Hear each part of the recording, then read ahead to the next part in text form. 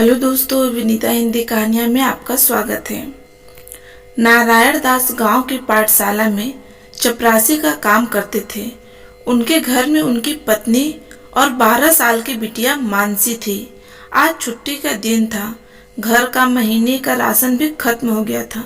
अपनी सीमित कमाई में वह अपना घर चलाता था। उस दिन वह बनिए की दुकान से राशन लेने के चल पड़े। साथ में मानसी भी निकल पड़ी कि आज बाजार में घूमना भी हो जाएगा। बनिया लाला की दुकान पर पहुंचकर उन्होंने अपना राशन बंधवाया और मानसी का हाथ पकड़कर वापस चल दिए। चलते चलते मानसी की नज़र गोलगप्पे वाले की ठेले पर पड़ी। बेटी गोलगप्पे खाने के लिए मचल गई। पिता ने ठेले वाले से पूछा, किस भाव दिए हैं गोलगप्पे वाले भाई? गोलगप्पे वाले ने जवाब दिया, 10 रुपए के 8 गोलगप्पे। पिता को मालूम न था कि गोलगप्पे इतने महंगे हो गए हैं। जब वह खाया करते थे तो 1 रुपए में 10 मिलते थे। नारायण दास ने अपनी जेब में हाथ डाला तो सिर्फ 15 रुपए ही बचे थे। बाकी के पैसे घर का राशन लेने में खर्च हो गए। उनका गांव शहर से दूर था। 10 रुपए तो बस किराए में ही लग जाएंगे। पिता ने कहा, नहीं भाई, 5 रुपए के 10 दे दो तो ठीक है, वरना हम नहीं लेंगे। यह सुनकर बेटी ने मुंह फुला लिया। पिता ने कहा, अरे चलो भी, नहीं लेने इतने महंगे गोलगप्पे। पिता के माथे पर लकीरें उभर आईं। तभी ठेले वाला बोला, अरे खा लेने दो ना साहब, अभी आपके घर में है तो आपसे लाड और जिद भी कर सकती है। कल को पराए घर चली जाएगी तो पता नहीं ऐसे मचल पाएगी भी या नहीं। तब आप भी तरसेंगे बिटिया की ख्वाहिश पूरी करने के लिए।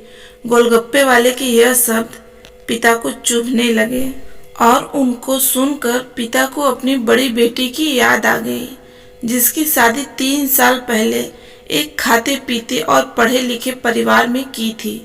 उन्होंने पहले ही साल में बेटी को सताना शुरू कर दिया।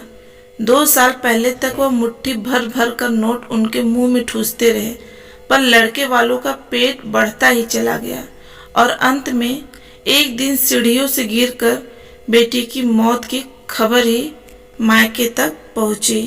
नारायण दास छटपटाते हैं कि फिर उनकी बेटी उनके पास वापस लौट आए तो चुन चुन कर उसकी सारी अधूरी इच्छाएं पूरी कर देंगे, पर वह अच्छी तरह जानता था कि अब यह असंभव है।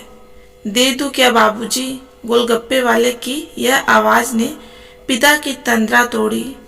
रुको भाई 2 मिनट, यह कहकर वह वापस उस राशन की दुकान पर गए जहां उन्होंने अपना सामान खरीदा था।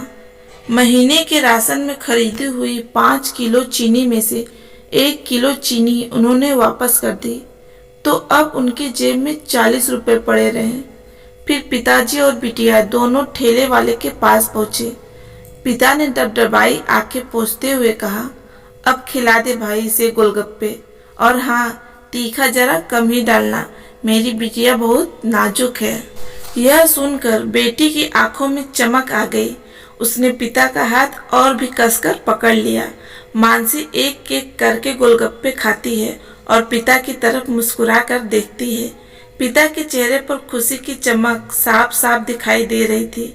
इसके बाद दोनों गांव जाने वाली बस में बैठ गए और अपने घर पहुंचे।